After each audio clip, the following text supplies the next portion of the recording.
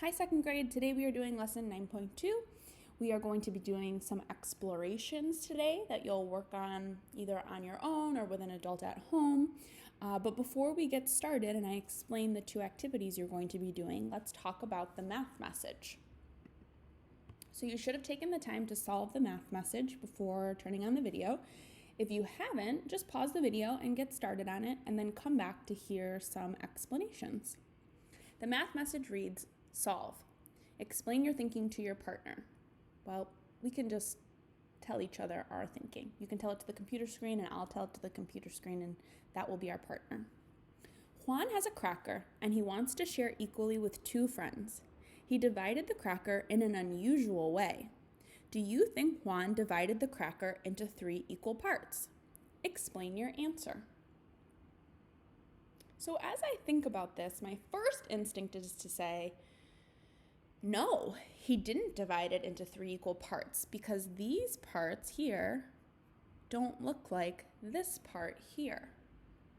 But then the closer I look at it, I start to see that I can break these dots up, and I'm going to make it a little bigger over here, and I can use these dots to connect to squares. So I've drawn green lines in here just to kind of connect each square.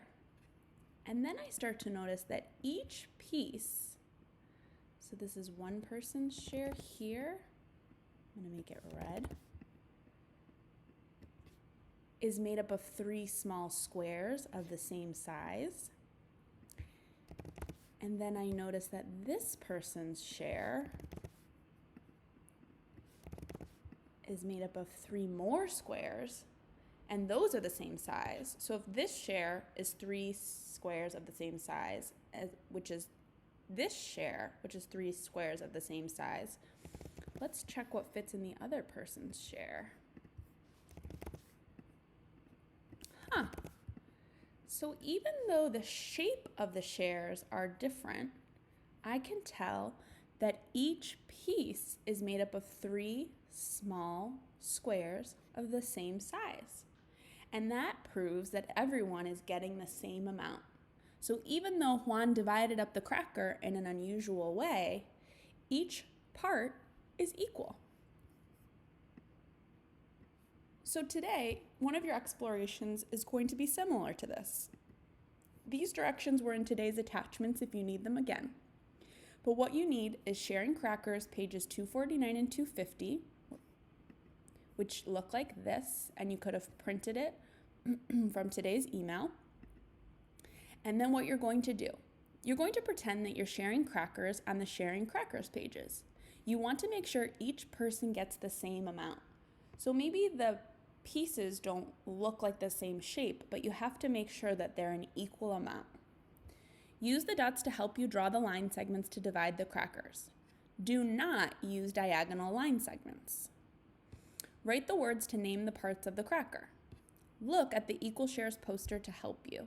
Then you can talk about how do you know that the parts are equal. So let's just look at how we might connect the dots.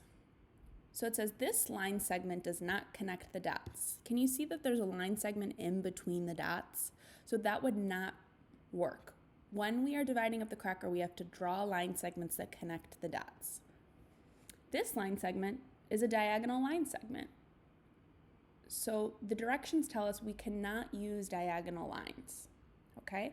So no diagonal lines. These line segments connect the dots properly. So let's take a look.